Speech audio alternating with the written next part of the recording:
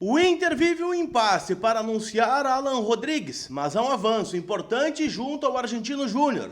Quero falar também sobre as polêmicas com o novo reforço e a visão do Inter em relação ao jogador que chegou para reforçar o elenco de Roger Machado, que abre espaço para Borré e Valência, ou até mesmo Ricardo Matias, jogarem juntos. Dois atacantes é uma realidade no Inter? Eu te conto tudo isso depois da vinheta.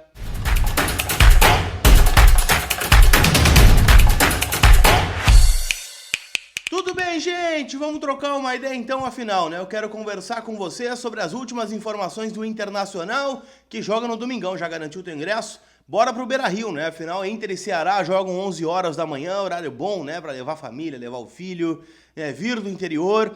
Então vamos apoiar o Internacional em busca de mais uma vitória dentro do Campeonato Brasileiro. E eu quero atualizar tudo sobre o nosso Colorado em nome da Zapay. ZAPAY são meus parceiros aqui no canal e lá você fica em dia com o teu carro, seja ele o teu veículo, né? Carro, moto ou caminhão, IPVA, licenciamento, multa, tudo você fica em dia, sem qualquer complicação, tá bom? Além de tudo, parcela no cartão de crédito e lá no final da compra você vai usar o cupom COLAR20 que vai te dar 20% de desconto nas taxas do parcelamento. Então baixa agora o app da Zapay que está disponível aqui na descrição desse conteúdo.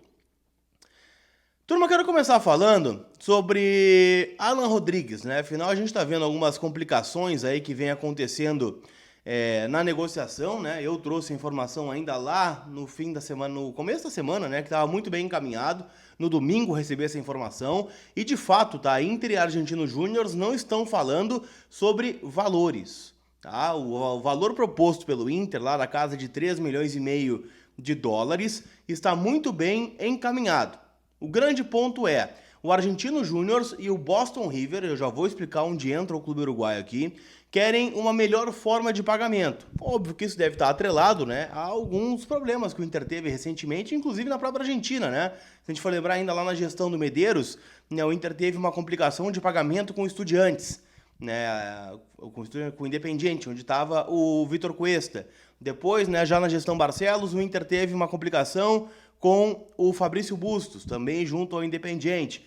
Então, assim, é óbvio que essas informações circulam, né? E os clubes querem receber esse valor à vista, né? Acho que esse é o principal ponto que a gente está ponderando aqui. O que está acontecendo agora, tá? O Inter fez essa oferta, querendo parcelar, né, a compra em 3 anos. O Argentino Júnior já deu ok para essa negociação, só que o Boston River, né, que é uma parte interessada, pois ainda tem um percentual significativo, não está contente com a forma de parcelamento. Então o Inter deve, de novo, né, sentar à mesa com os dois clubes e tentar chegar num acordo. Afinal, né, estamos a 12 dias do confronto contra o Fluminense na Copa do Brasil. Então nós temos uma urgência também, né, de contratações neste aspecto, né? Então tudo isso está posto, né, em relação ao Alan Rodrigues, né? O Inter tenta a contratação, né, deste jogador.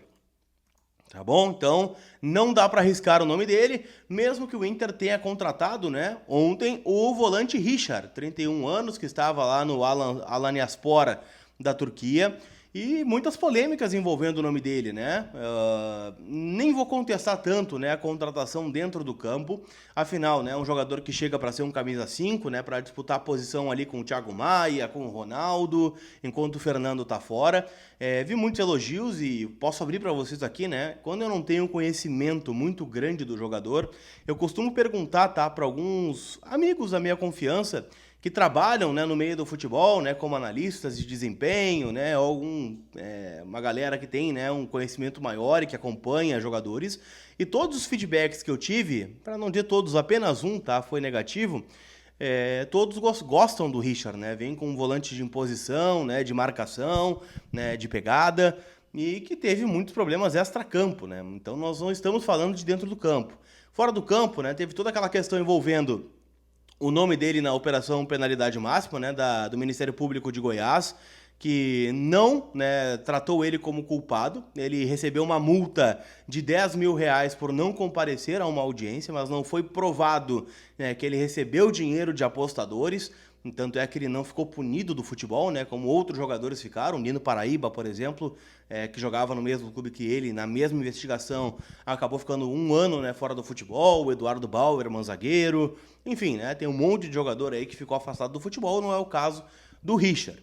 O outro ponto, né, que a galera relembrou é de uma situação dele envolvendo o Atlético Paranaense, onde ele foi muito bem, né? Ele estava naquela campanha que o Atlético Paranaense foi campeão da Copa Sul-Americana em 2021, só que ele não joga a final, é o único jogo da competição que ele não joga, porque o Atlético Paranaense rescindiu o vínculo do Richard, né, quando estava aí já na reta final do ano, porque ele foi embora da Arena da Baixada, né, depois de ser substituído pelo treinador, acho que era o Cuca, se eu não estou enganado, não vou lembrar o técnico agora, tá? Mas foi substituído e foi embora do estádio, e aí o Atlético considerou um ato grave de indisciplina e acabou rescindindo o empréstimo. Então ele tem, né, um histórico.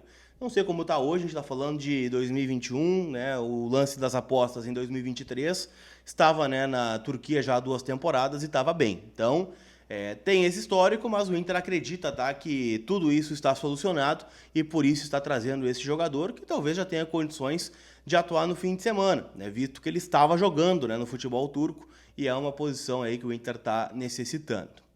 Para a gente fechar, eu quero repercutir um papo que eu tive ontem à noite com o técnico Roger Machado, no Vozes do Gigante.